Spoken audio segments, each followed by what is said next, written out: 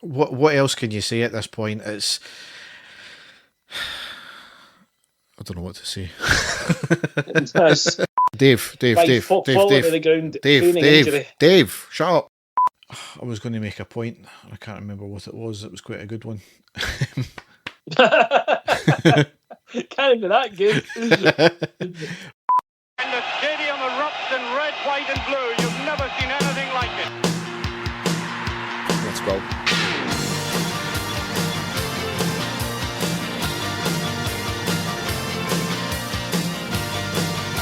Manchester, brace yourself. Rangers are coming! Hi folks, and welcome to the next episode of the I Ready podcast. As ever, I'm your host Derek. With me is my co-host Dave. And when we've got fans that want Andy Halliday and his wee board on a Ned's podcast to be manager, I don't know why we're doing this, Dave.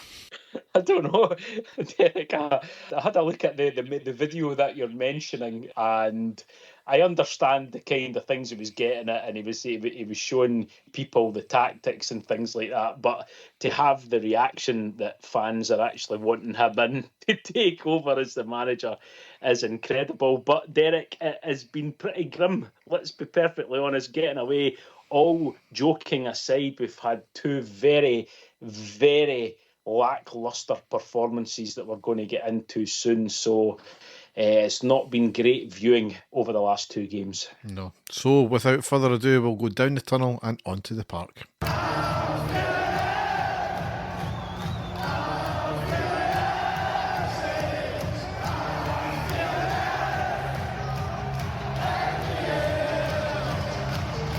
So as ever, while we're in the transfer window, we may as well talk about players. Not a lot to talk about. The only rumours we've had coming in is about a 6'2" Senegalese defender by the name of Noble Mendy from Real Betis. Now that's a rumoured £2 or £3 million signing.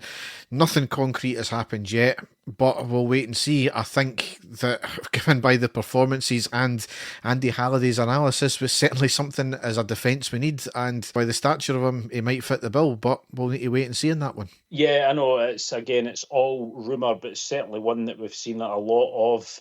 Don't know anything about the guy, Derek, at all. Can't say I've seen him play anything like that. He's a young guy. He's certainly, again, the stature looks the part, but that goes for absolutely nothing, especially the way that Russell Martin wants our defence to play and play out for the back. So I hope he has the dribbling ability of Paul Gascoigne, if that is the case, but we'll just have to wait and see. Yeah. And outgoings, something that we should have referenced in the last podcast because we're in time for it, but weirdly it was never mentioned on the main Rangers website, is that Ross McCausland moved to Aris Limassol on loan for the season with what appears to be an obligation to buy as well. I think he was given ample opportunity. He had reached a certain level and he just wasn't good enough, and that's fine. That happens. I think he was kind of hung out to dry by certain managers at times because he was the only person that we could play in that position for that natural position, but he just wasn't good enough, and that was a circumstance of injuries.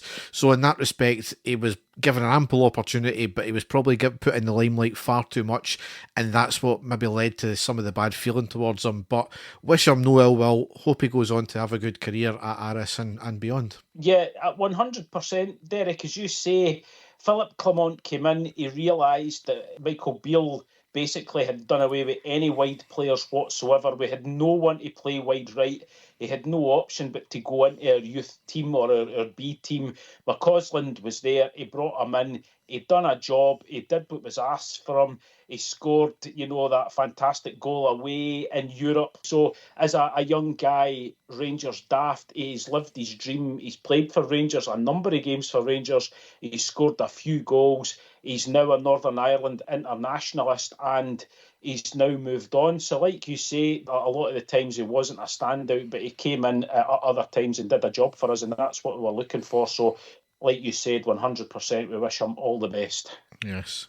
And the only other rumours so far we've got is Ridvan Yilmaz is linked with a move away from the club. Again, that's one of the things that's been rumbling on for a while. Whether it's any legs to it, I'm not too sure, but he's just one of a number of players that really we need to get off the books to balance the books as well as try and get in some new blood as well. 100%. The only other one that's been gathering pace the last few days was Jefte. Palmeiras back in Brazil apparently are interested in him. Again, it's just all talk at the moment, and going by his performance in the last game, I really hope that one comes off, Derek. But I can't say any more. It is just speculation. So again, we'll just have to wait and see. Yes. So the unfortunate part of the podcast now, we'll need to talk about the actual football. Can you not just go to Festival Corner? So the first game we've got is Saturday the 9th of August. It was a 1-1 draw at home against Dundee in the Premiership.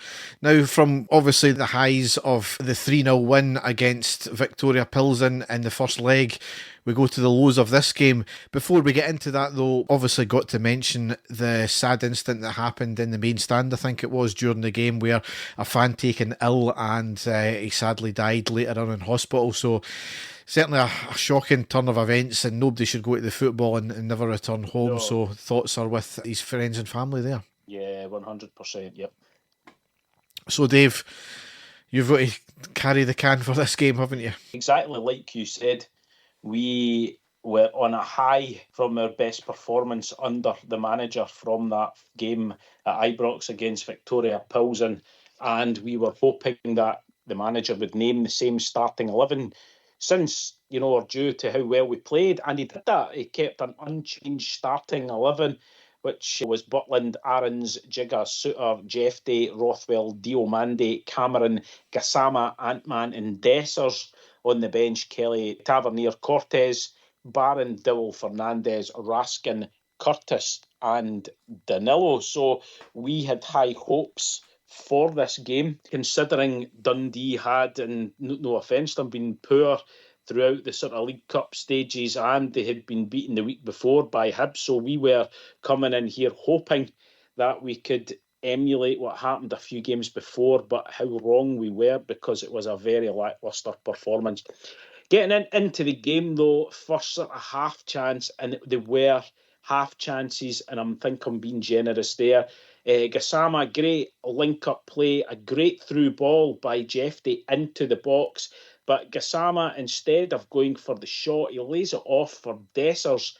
He's tackled quickly. Gassama, I think, was in all the space in the room there just to get a shot on target. I don't know what he was thinking about, considering he scored 4 goals already for us. Not really surprised at that one.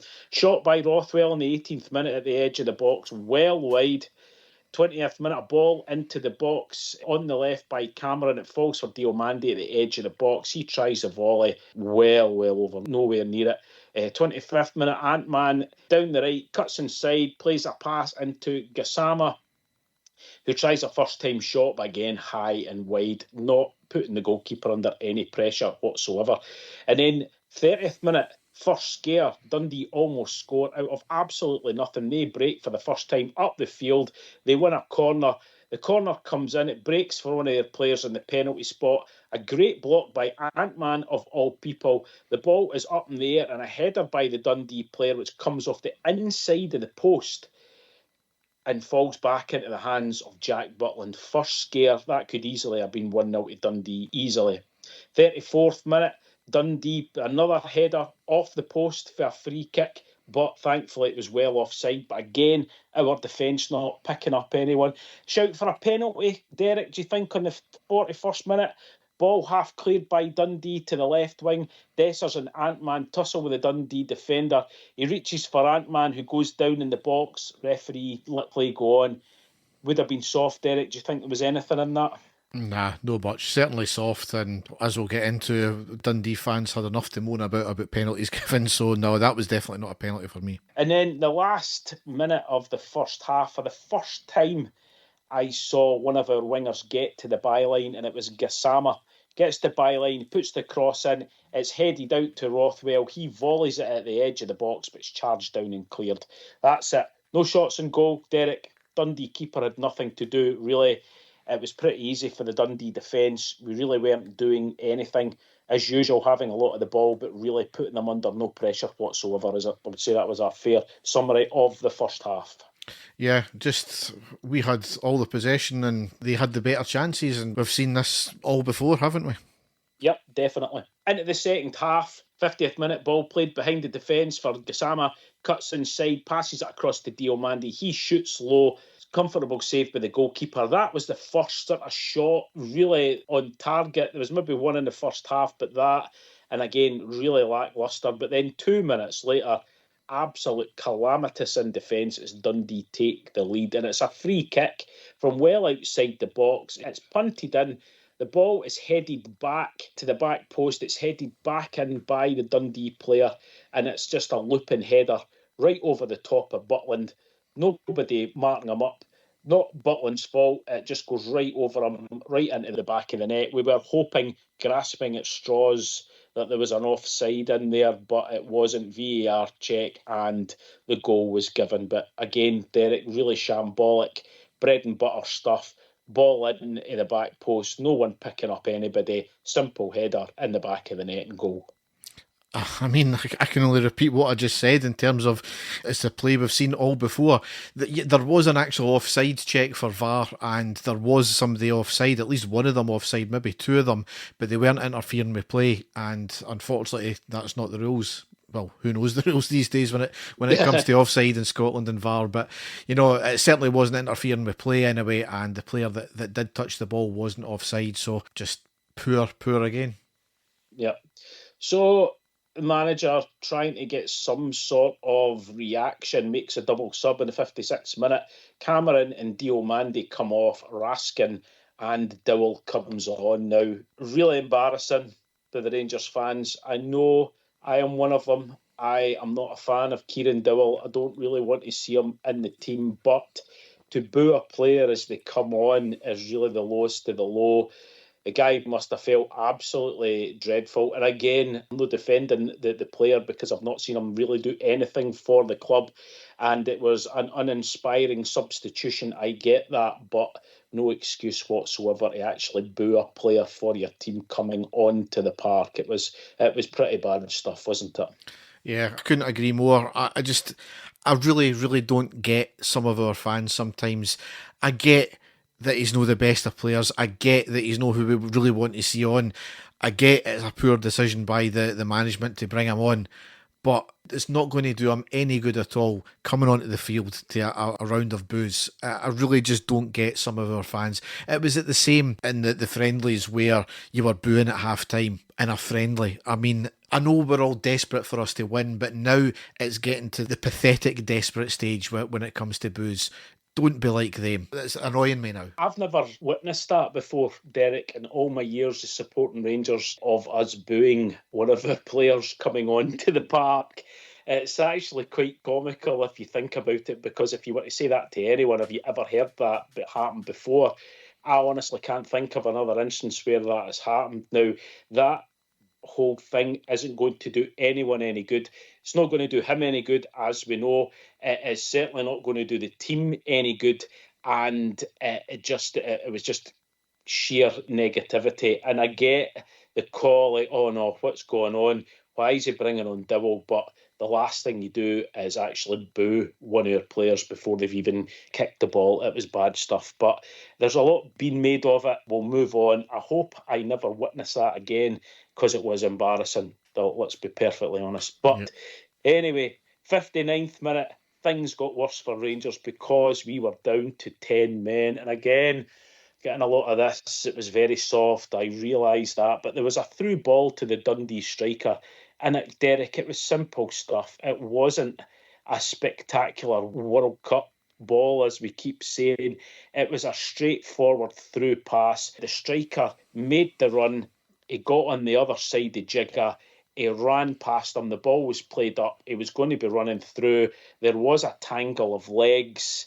There was arms flying, and there was a touch by Jigga. And the Dundee player knew exactly what to do. He was down straight away. The referee deemed it as it was going to be a goal-scoring opportunity, even although it was still quite far away from the penalty area. But the referee deemed him as being the last player, and it was a red card for Jigga. It was very soft, but if things were difficult for us, it was an even more of an uphill battle from then on. What did you make of that? I'm going to be different to everybody here because everybody just giving into this and saying, oh, it was a definite red card. Sorry, not for me. It was definitely a foul. It was an accidental clash. You know, the Dundee player came across him. There was an accidental tangle of legs. He fouled him. But to call that a clear goal scoring opportunity 40 yards from goal, I'm sorry, that is just absolute nonsense. And what we'll get on to in the next kind of couple of minutes, I can imagine everybody was up in arms about that not being a foul. But if that wasn't a foul, then this definitely wasn't a red card. I'm sorry, where you can get a clear goal scoring opportunity 40 yards from goal, it wasn't even falling under the bracket of not going for the goal where he's made a challenge and he's not went for the ball, he's just tried to take the player out like you see, and it's a last man type thing. Again though, Dave, who the fuck knows what the rules are when it comes to red cards and fouls in Scotland these days, because I really don't know. Yep. And again, it's been spoke about. It was very soft, in my opinion, and you as well. So, but again, it's not going to change anything now. Rangers were down to 10 men, and we were 1-0 down, and it was the 60th minute, half an hour to go. More subs followed after that. Rothwell and Aarons off. Danilo and Tavernier on. Aarons, I didn't think covered himself in much glory. Rothwell, I didn't think did anything of any note in the game whatsoever. 70th minute, corner on the left. Suter gets a header, heads it straight at the Dundee keeper. Really easy for him.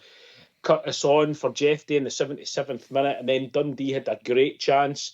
They break 2-on-1, but great recovery by Raskin to win the ball back. Last-ditch tackle was very good. 80th minute, Ant-Man on the left wing. Now they'd switched both of the wingers about to try and get something, maybe try and get some shots at goal. He does shoot straight at the Dundee goalkeeper again. And then on the 90th minute, 7 minutes of added time. And as soon as that got shown up, Rangers get a penalty. And Gassama gets behind his man. Again, didn't see enough of this, but he gets behind his man to the byline. There is a tangle of legs. Gassama goes down. There is definitely a touch. Referee points to the spot. Again, Derek, it is a soft one, but there was definite contact there. And Gassama is going to do what any player in the world would do. He can feel the touch. He goes down. The referee sees it. Penalty to Rangers.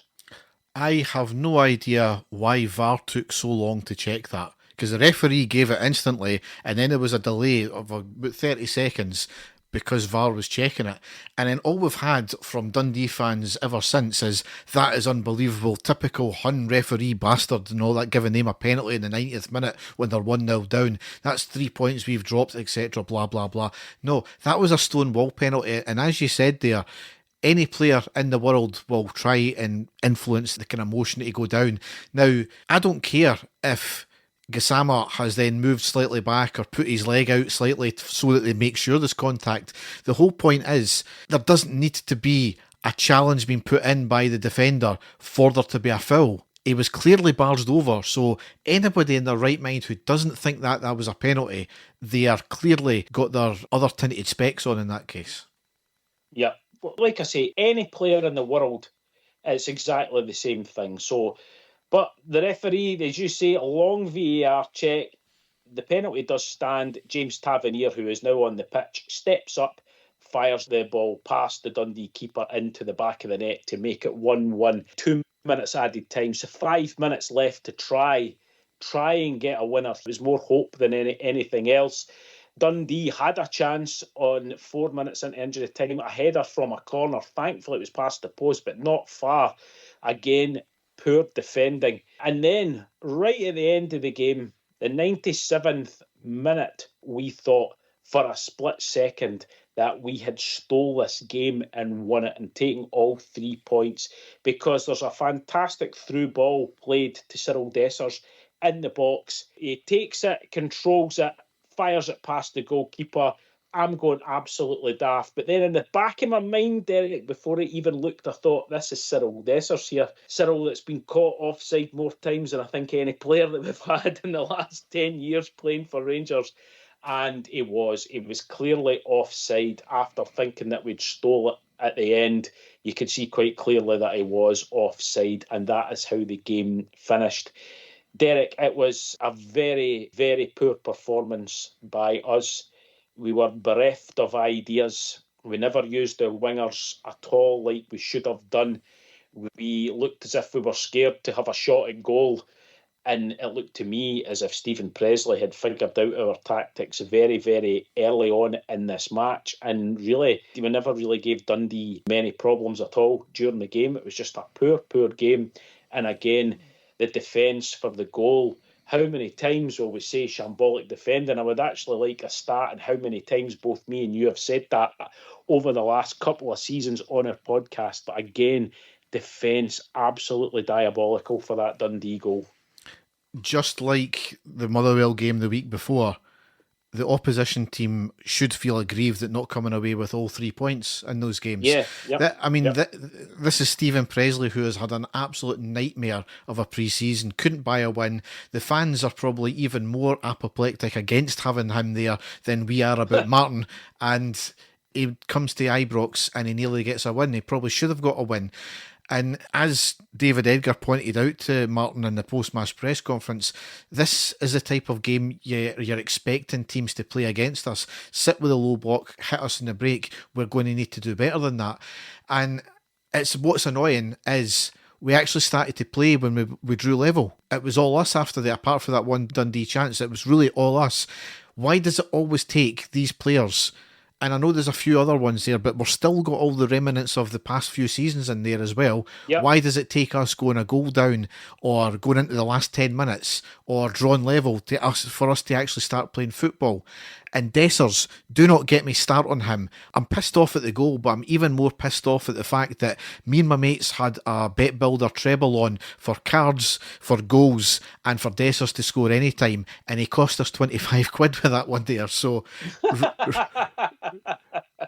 raging about that. But in terms of Dessers, I can understand being offside if you're actually moving forward and going with the line and trying to pick up the ball when the ball's getting passed from behind you. But when you have got your back to goal, when your peripheral vision should be able to see right along that line, it's inexcusable the amount of times that happens with him and he gets caught offside after scoring a goal as well. How many times does that happen? He does the hard work and he can't do the easy work and just stay on side. It's not as if Dundee were playing a high line as well. They were camped out on I think it was like their 18-yard box, so it certainly wasn't a high line for this. And we'll get into Dessers in the next game, which I'm going to do my dinger at as well. As you say, good segment into the next game, Derek. There's not much more I can say about the Dundee game. It was just poor all round and not filling us with confidence going away to the Czech Republic, despite us having a 3-0 advantage from the first leg. Again, that now leads me into the next game away at the Czech Republic in this Champions League qualifier. And we did have a 3-0 lead, like I said. From that, excellent performance at Ibrox.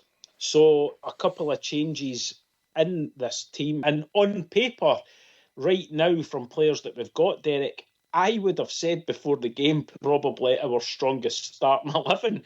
It just never seems to work out that we play well when I come away with things like that, because the team that he put out for this game is Butland in goal, Tavernier back in at right back, Jigga, Suter and Jefte. Midfield, Raskin, Diomande, Cameron, Gassama, Antman and Dessers. On the bench, Kelly, Rothwell, Cortez, Barron, Barami, Dowell, Fernandez, Gentles, Danilo, Rice, Curtis and Hutton. So Raskin in for Rothwell, which we were all desperate for. I didn't see what Rothwell did at all in that last game. I am desperate for him to do well for us because he had a big reputation coming from the Championship in England. He did absolutely nothing. I've still to see what he did. So I thought, dropping him's a big call for Russell Martin, considering we know what's happened with Raskin. There's been a few grumbles for the manager about him. So Raskin back in, which we're all pleased about. Tav coming in for Aarons, who again hasn't set the heather on fire, but I think he's maybe carrying an injury because he wasn't even on the bench as well. So Tav in there. So Rangers' first quarter of the game played quite well, I think. The first third of the game at least. 4 minutes of Dessers down in the centre circle early on, holding his wrist. It was a challenge. He went off the park. He comes back a minute later. But again, we'll speak about Dessers later, but maybe carrying a wee injury. 7-minute Gassama, yellow card. I still don't know what happened. commentators didn't know what happened. There was an off-the-ball instant. There wasn't any replays of it, but Gassama yellow carded. Did you see that one, Derek? No, because the TV company was showing Dessers arguing with the referee, and they flashed up it was Dessers that was given the yellow card, so I've no idea. Strange one. 13, great one-touch play here. Diomande to Raskin, out to Ant-Man, a through ball back to Diomande again, into the box. He shoots, it's blocked out for the corner. I thought, right, that's probably the best move that we've had in the last 2 games. Really good play there. Unlucky that he didn't get to test the goalkeeper. 19th minute, good run by Jeffday. Cuts inside, shoots low from the edge of the box, but straight at the goalkeeper. The odd shots we are having at goals were just easy shots for the goalkeeper to save.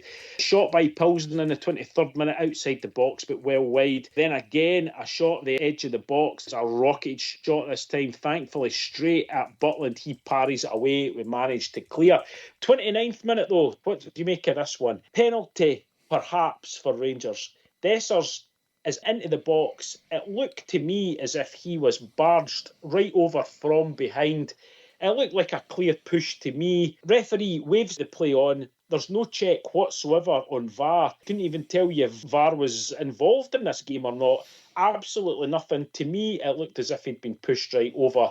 Nothing given whatsoever. What did you make of that one? I don't know. I'm in 2 minds of it. I've only seen one replay because, again, the TV company were a bit shit. But it looked to me as if he was barged, but more of a shoulder challenge than anything. So I think there was a definite claim for a penalty. But the problem is, why was there no VAR check? There didn't appear to be any VAR check whatsoever with this one. So I would love to know the explanation for that. But I can understand why it wasn't given, because it looked like it was a shoulder charge, but it was a definite barge off the ball. So I'm not too sure. More good play by Rangers again. Good build-up play. 32nd minute. Jeffday and Gassama on the left, the ball into Dessers. He then finds Ant-Man. He puts a ball into Lyle Cameron, into the box. He hits a shot, but it kind of bounces on the half volley, goes over the bar, doesn't trouble the goalkeeper. 38th minute, the Plzen attacker. He gets on the end of the ball into the box. Tav putting pressure on. I thought he'd scored. Thankfully, he sclaffed his shot wide of the right-hand post. That was really close there. But then 3 minutes later, like I said, after the 32nd minute, Rangers just really did nothing. It was Plzen coming out to get the goal, and they got it on the 41st minute. And it was just diabolical defending. Jeffday, I don't know what he was thinking about. It was really, really easy bread and butter stuff. It was a high ball. Jeffday was just completely caught out, wasn't tracking his man. He tried to get back, he slipped. His man that he was covering, the right winger, gets to the byline, puts the ball back across into the 6-yard box. We've got 2 defenders trying to cover 1 attacker. It goes past all of them, and there is their spare man just to come in and side foot the ball past the goalkeeper. How many times, Derek, have we seen goals against us coming from the byline, cut back into 6-yard box, and we just can't deal it? And that's going back years now. Diabolical defending. I don't know what Jeffday was thinking about. He could see it coming. We could all see it coming. Completely caught, and just dreadful defending once again. 1-0 to Plzen. It's one of these things. It's like Tavernier. I would like Jeffday to actually play further up the park and get a proper left back in, because Jeffday's not a defender. He's not learning, and that's the thing. The same mistakes are happening time and time again. Not the only one, obviously, in that whole situation. Shoddy marking all around. But once again, the actual cross ball came in from a needless free kick given away at the halfway line, just inside their half. So a whole host of errors once again. Yep. And just 3 minutes later, it could have been 2-0, because another cross into the box. The Plzen striker gets up, unchallenged, header, thankfully straight at Butland. That could easily have been 2-0 going into half-time. Thankfully, it wasn't. Like I said, I thought we were mostly in control in the first 30 minutes without really doing anything. You know, we had one half shot by Jeffday, which really did nothing, a few, but we relatively controlled the first 30 minutes, but then just completely switched off after that, and Plzen came right back into it, as they did in the second half, because getting into the second half, they were looking dangerous early on. 15 minutes, they've got the ball on the right, a ball right into the box. It shoots right across the face of goal and just past the far post for Jack Butland. any kind of touch, that was a goal. Big let off for us there. But then 52nd minute, Cyril Dessers down, holding his knee, and it did look a bad one, Derek. I still don't know what's happened. I don't know if there's any update. The stretcher was called. The buggy came on. He did get up, but he was helped off by two of the Rangers physios who held him up. But he had to come off at that point. So 54th minute, he is off. The Nillo is on. I'm going to stop you here because I'm watching it back right now, and I've seen this at the time as well. Now, you mentioned Dessers, not feign injury, but make out there was more of a touch than there was, and he's had a history of doing it. And we said it in the last podcast as well, where he moans at the referee for the least wee thing, and he goes down theatrically sometimes. This is an absolute joke, and he should be given his jotters if this injury is going to be as long and as serious as it is, because he's brung it on all himself, especially at a time when it's just been highlighted by the manager that he's the only player we've actually had a bid for this summer as well. What he's done is the opposition's been going for the ball. He's had his arms flailing out. Dessers has been behind him. His hand accidentally touches Dessers' face, and Dessers holds his face, falls down backwards like he's just been shot. His leg gets trapped under him and his studs get dug into the pitch, and that's when he's done his knee in, or his ACL, which people are thinking it could be as well. It was all down to him. So now, if this is an ACL, this is a minimum of a 9-month injury, so he's out for pretty much the season. We're paying his wages, and we can't get rid of him when we were trying to get rid of players. We're now stuck with two strikers, one Danilo who can't actually strike the ball, and Igman, the jury's still out on him because nobody knows what's happening, whether it's a visa, whether it's an injury. He's still raw as well. He's not the finished article that we need for somebody to hit the ground running just now. Dessers has absolutely fucked us with his play acting and his diving by the look of it. I am sick of him. I really am. I have praised the guy to high heaven, but there comes a point, and he had shown a great game in the Plzen game as well, in the first leg, and this is just diabolical. He's really fucked us over with this now. Holy shit, this feels like Freaky Friday, Derek.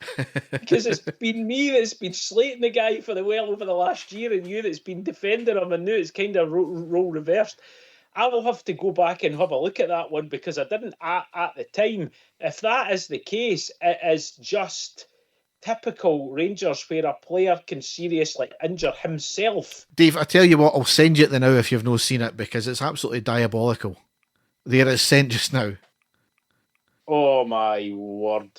Oh my. Honestly, you've described it perfectly. That is, again, that's absolutely shocking. It is shocking. I'm more actually gutted with myself that I never looked back at that when it happened. But as you say, that's just diabolical. And now putting us under real pressure, because let's be honest, if you've got a choice between him and Danilo, you're going to take him as your main striker. But if that's a serious one and he's out for a long period of time, we are snookered. We really are. So that's just poor. So going on, Danilo has to come on for Dessers at that point. We're playing the ball about, and Jeffy, with one of the worst loose passes I've seen, straight to their right winger, gets into the ball, flashes it right across the face of the goal. Thankfully, it's out. Jeffy again, really, really sloppy, really poor. But then, Derek, out of absolutely nothing on the 60th minute, Rangers score a goal, and it was out of nothing. I wasn't expecting us to get a goal from anywhere. And it was John Souttar in defence, and he just looks up and fires a long ball up to Diomande on the right wing. The defender gets up, heads the ball, but he makes a mess of it. It falls for Diomande. He gets to the byline. He cuts the ball back for Danilo. Now, is it a shot by Danilo? It's like a trundle. Really, Danilo sort of hits it, sort of half-cross pass, a shot pass I've put here, but I think it definitely was a shot, but just a really poor one. But thankfully, Lyle Cameron, and I've said Scott Arfield-esque, he ghosts in behind them, anticipating that the ball's not going to go in there, and prods the ball home to score for Rangers. Now, again, there was a check done on that. We thought there was maybe an offside, but no, it comes back and Rangers score. So out of absolutely nothing, Derek, we have basically killed the tie off. Yeah, I mean, just glad at that point. I couldn't really celebrate that much. It was more relief because I could see the writing on the wall. They were in the ascendancy. They were getting all the chances. We were getting absolutely nothing. So as you said, this came out of nothing, and delighted for Cameron because that was his first Rangers goal as well. Danilo, yeah, don't know if he mishit it or it was a pass attempt. I'm not sure, but it was a great finish by Cameron, and I just had this sinking feeling it did look a wee bit offside. We'd never seen any close-up replays, but certainly VAR cleared it, and yeah, I'll take it. Yeah, definitely. So 69th minute double sub, Dowell, Rothwell on, Cameron and Diomande off. Straight away though, Rothwell dispossessed very easily in the right back possession. Ball crossed into the Plzen attacker, who it would have been easier for him to score, but thankfully blasts it over the bar. So again, giving the ball away, really dangerous areas, really cheaply. And then 75th minute, fantastic save by Butland as Suter gives the ball away cheaply. Again, I'm repeating myself. He gives it away. The ball is played through the striker. He shoots. Butland saves low, point blank range. Fantastic save. Keeps the score at 1-1. Then another outstanding save 4 minutes later by Butland. Cross in for the left winger. It's left by Suter and Jeffrey. It was like the Calamity Twins all night. Their striker, he heads it towards the goal. Butland, he gets in there, pulls off a fantastic save, and again keeps it at 1-1. 3 minutes later, ball into the box again. I've said Jeffrey's name so many times, but for the wrong reasons. I don't know if you've seen this, Derek. I don't know what he was thinking about. It was like a pass back with his chest, but he sort of cannons off his chest and he puts it right into the most dangerous area of the goal. Suter's in there, the attacker's in there. It could easily have ended up the back of the net. Butland again throws himself at the feet of the attacker, manages to smother the ball, gets it away. It's just a complete and utter mess. And then a minute later, Plzen get their goal to make it 2-1 on the night. And it is just a ball into the box, free header, not a single person marking him, just outside the 6-yard box. Absolutely diabolical defending. He didn't have to jump. He just looked up, nodded it past Butland, who could do nothing, and it's 2-1 to Plzen. It's just calamity after calamity, Derek. Just so easy. And again, we've seen it all before. 87th minute, double sub, Ant-Man Gassama off, who again didn't really push on at all. Cortez and Barami on, and that is how the game went off. And Russell Martin was asked about the game, and he was more happy with the substitutes that he brought on for being able to see the game out. I think that sort of says it all for me. The stats at the end of the game: Plzen 10 shots on target. Rangers had 2 shots on target in total in this game, Derek. It was just another really lacklustre, bereft of imagination, not a lot of chances created. We had 3 guys up front, and we know that all of them can play on their day. I don't think they were getting used properly, but oh my word, Jeff Day and John Suter. And Derek, I've defended Suter time and time again. I think he had an absolute shocker, but not as bad as what Jeff Day did. I thought it was possibly one of the worst performances I've seen by a player in defence. And I've still to see what Jeff Day actually does for the team. I've asked it loads. I can't ever say that I've seen him and say, oh, he's a great defender. I can't say that he's a great attacking fullback because I've not actually seen him do anything apart from just be there. Am I being harsh, Derek? Is there something there that you've seen in Jeff Day that would make you feel that he's got something to offer? Because I've never seen him put a dangerous cross into the ball. I've never seen him rocket a shot at the goalkeeper. I've never seen him run down, take players on. I've never seen him do last-ditch tackles. I've never seen him be gritty in there and get headers away or be a defensive player. I've still to actually see him do something. Am I being harsh or am I not?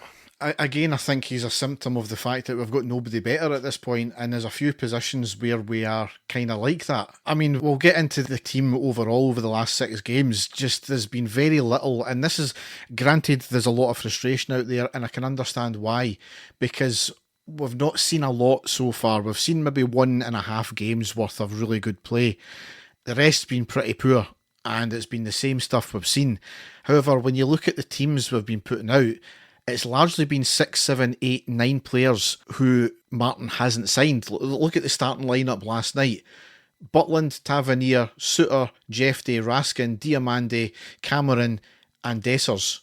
All not signed by Martin. Cameron obviously isn't part of the old guard because he's just in the door, so you can forgive him, and he's actually been pretty good. But when you look at that, and you've had the end of the last season, you've had some of the players who are still there, like Butland, coming out and saying that it's frustrating when players are told by the management to do something and they're not doing it. This could be the issue, because I cannot believe for a minute that Martin is telling them to be this negative in play. Last night was maybe a wee bit different because we had the 3-goal lead. The tie was pretty much done, as long as we'd done nothing stupid. However, the problem with last night is we weren't even doing the basics right. We all knew Plzen were going to come at us. That was fine, but we couldn't even soak up pressure. We couldn't pass the ball. When we did have possession of the ball, it was just sideways and backwards passing like we've seen again. That's something that a lot of managers, the last 3 or 4 managers at Rangers, have not been telling the players to do, but they've been defaulting to that.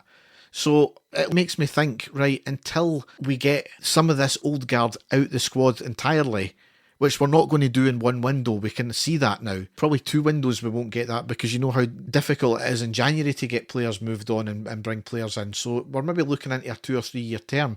This is the problem. People didn't want Martin in the first place. It's not started off well.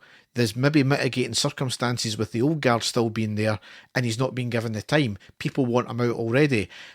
Whether they're actually genuinely wanting Andy Halliday, and I'm not too sure if that's just tongue-in-cheek or not. I think that's, yeah. Given some fans, I'm not too sure about that, mind you. So this is the problem. He's not got that kudos, he's not got that name like Gerrard had that would give him time.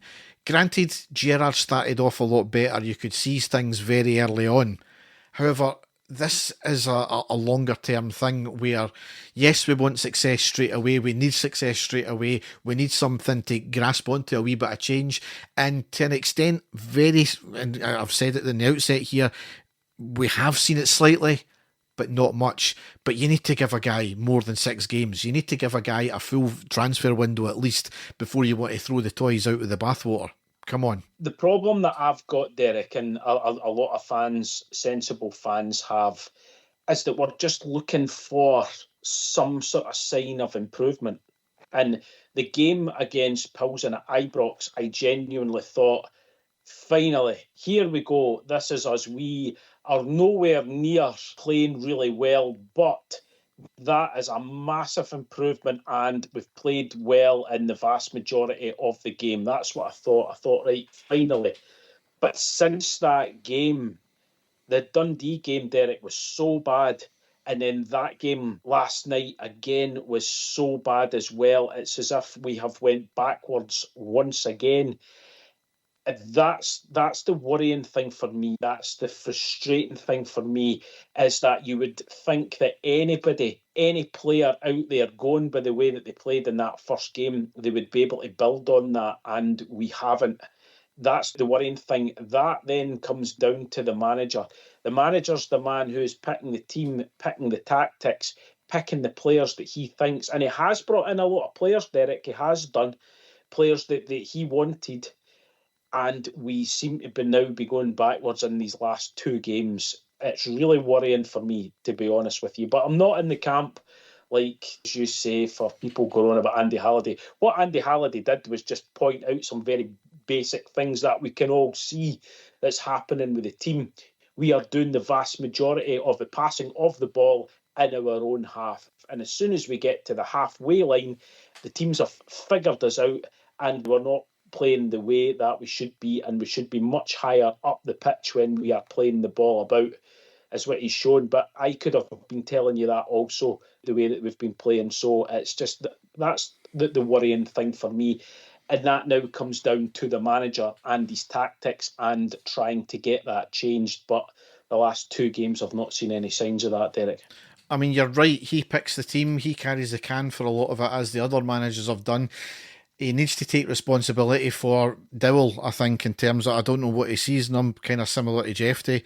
He's now putting Dowell into a bad position mentally as well by continually playing him when he's going to get booed. The one player I will praise, and I can't believe this because he was one of the ones that I would have said get him out the door, is Butland. If it wasn't for Butland, we would have lost pretty much every game, I think. Yes. He's made some vital saves. That goes down to the fact that I think we've given away like 100 shots so far in these 6 games. 100 shots. Not on target, obviously. And we did highlight in the last podcast, a lot of the shots have been off target. And was that because of the way we've been playing? I don't know. But yeah, I've got all praise for Butland. It has to be the way that we're playing. And it has to be because our defenders are getting far more of the ball from us trying to start attacks in defence. So it has to be, we're giving the ball away, we're making it easy for the other teams to be able to press us. And it's no rocket science. If the ball is in the other opponent's half, we're not going to get any shots at our goalkeeper. But in the last 2 games, we have played, I reckon, about 70% of the game when we're in possession in our own half or just inside the other team's half. It's no good enough, and things that have got to change, or we're just going to be inviting trouble constantly and inviting pressure on our goal all the time. Here's a point I made to someone on Twitter tonight, and the fact that what Andy Halliday's pointed out, as you've said quite rightly, it's not something new. He's not reinventing the wheel with this here. We can all see it, but it's nothing new. It's nothing to do with Martin's team, because we've seen this exact same way of playing for the past 3 years now, at least 3 years. My issue is, you look at that defence, it's been pretty much the same. Anybody that we've brought in, it's been widely regarded for the past couple of years. The scouting has been diabolical. So when we have tried to replace poor defenders, or we've got rid of defenders, so I'm kind of referencing, we've got rid of Goldson and we brought in Proper, who was meant to be a lot better than him, and he hasn't been. We've had poor scouting. So are we playing so negatively and so possessional based in our own half, and we're not forcing the thing up because the players can't trust themselves and the management can't trust the players to push further forward because they don't have the skill or pace to come back and do the proper defending that they need to do, which is the reason why we're playing so negatively like this? I don't know, because for that to happen, you need your midfielders and your attackers to be able to do something when the ball comes up to them. And again, our midfielders are so far back as well that when we're going up front, it's leaving Dessers on his own with 2 defenders on him. Our wide players are not getting any support whatsoever from the midfield. So again, it comes down to the manager's tactics, because we are playing so far back with the ball that by the time we go forward, there's absolutely nothing on whatsoever. So I think the midfield and the attack need to be more involved further up as we go forward, and it's just not working. I think ultimately the board have got a decision to make in terms of, we just got a confirmed £5 million for getting into the playoffs here. Let's go out and spend it. Every single last penny of it, and get an attacker especially, and get another centre back, and obviously Mendy's maybe coming in. But I think ultimately, especially with the Dessers situation, and I know our team is very bloated just now, we've got something like 36 players on the books. We need these players because we're not going to shift the players if we don't start winning. So, but anyway, well, I'm sure we'll get into more of that in the next kind of coming podcast. The games to come so far, we've got Saturday the 16th of August, that's at home against Alloa in the League Cup last 16. That's a 17:45 kick-off. We won't have a post-match out for that because I'll be in the pub and Dave will be working. Tuesday the 19th of August, that's at home against Bruges in the Champions League qualifier playoff leg 1, that's at 8 o'clock. So obviously we've played Bruges in the pre-season friendly, so we'll know a bit about them, they know a bit about us. Sunday the 24th of August, that's away against St Mirren in the Premiership, that's a midday kick-off. This one's caused a bit of issue because we'd have flip-flopped on this. We did confirm before the Plzen game that we were going to postpone that game, as was our right under the new SPFL rules if we got to the playoffs. As soon as we confirmed we got to the playoffs, we says no, we're going to rescind the postponement. So that's obviously drawn a lot of ire. A lot of people are making a joke about that. We are currently sitting 4 points behind Celtic, and Jigger's red card would have meant that if we postponed this game, he would miss the next game, which is the league game against Celtic. So I can understand the reasons for them not doing it, but with the way we are playing just now, then I can understand why we need the game time. However, I've got to question something, because the League Cup is a SPFL competition. I would have thought that any red cards or any points accumulated from cards continue into the League Cup as well, because it has done before. So has there been a change of rules on that, Dave? Oh, I honestly don't know. That it never crossed my mind at all. I thought it was just for the league. So I honestly don't know about that one. So anyway, I can understand why Rangers have done that as well, within our rights to rescind that as well, as much as what the Celtic fans will say. Wednesday the 27th of August, away against Bruges in the second leg of the Champions League qualifier. That's another 8 o'clock kickoff. And to wrap up August, we've got Sunday the 31st of August at home against Celtic in the Premiership. That's a midday kickoff. So as ever, all important games. They are. We've got two massive games coming up against Bruges, Derek, and again, they'll take care of themselves. We've seen us in the past in the impossible matches pull out performances out of absolutely nowhere, so these games will take care of themselves. It's more likely to be the Alloa game on Saturday that will end up with some sort of problem. I don't know what Russell Martin will do. I think it'll be a weakened team for that one, considering we've got the Bruges game coming up. But again, we'll just have to wait and see what happens, Derek. Yep. So we'll now go into the news.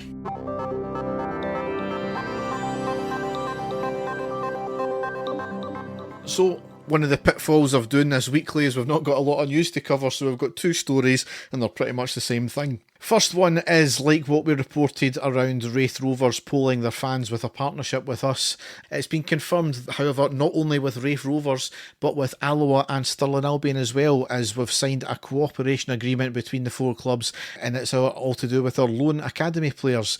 We have a lot of young players that need game time, so it's going to be beneficial to us to get them game time in a first team in a decent level. Well, I say a decent level, it's obviously the lower levels in Scotland, but I think it's going to be a good thing nonetheless. I don't know if this is a loophole where you need to go through certain channels for official loans, or we can go outside the time frame. I'm not too sure how it works, but hopefully going to be beneficial to us nonetheless. Yeah, just with everything that's happened with the B team over the past few seasons, I think it is the natural progression there for us to try and get some sort of tie-in with these clubs. So, it can only be beneficial for us because, as you say, we have a lot of young players that do need to be playing. And, it's a higher step than playing in the Lowland League.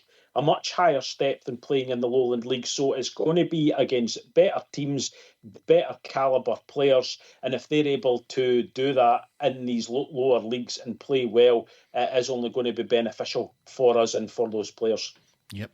And the last piece of news here is, again, concerning the academy players, is that we've confirmed that they will be playing in the first CAS Elite Under-19 League. So it's basically a 9-team league, and they're going to be playing in cup competitions as well. And our Under-17s will be playing in a similar thing where it's the CAS Elite Under-17 League. So it appears that the teams have got their act together in relation to having more competitive games. Whether it's been organised with or without the SFA, SPFL, I have no idea. It just means that these players are going to hopefully get some decent game time and meaningful game time, and it'll be add into our partnership with the first team squads with Alloa, Wraith and Stirling. Yes, brilliant. So, it's now time for Festival Corner. My wife walked in on me scratching my itchy, sweaty balls when I was reading a post about Cristiano Ronaldo with his picture on the screen. She now has the completely wrong idea. At my nan's funeral, one of my sister's friends gave me a hug. I fancied her big time. She looked amazing and I got an instant hard-on. There was a big crowd there, so the only choice was to stand by my nan's open coffin, look at her corpse until my erection subsided. That's terrible. Oh, dear. This is quite apt for the sun we're getting just now. Love a bit of sun on my balls. Whilst driving, I pull my shorts to one side and set them free. Sometimes this isn't enough, and I'll pull my pants down to my ankles and drive round like I'm sitting on the toilet. Lovely.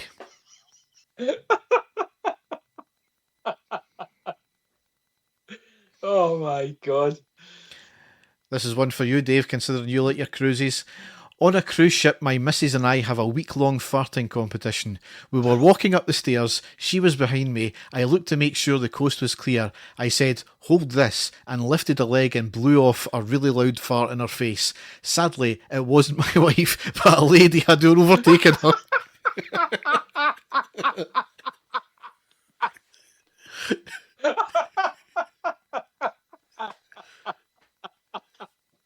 Oh, brilliant. Absolutely brilliant. Oh, that's the best one. Superb.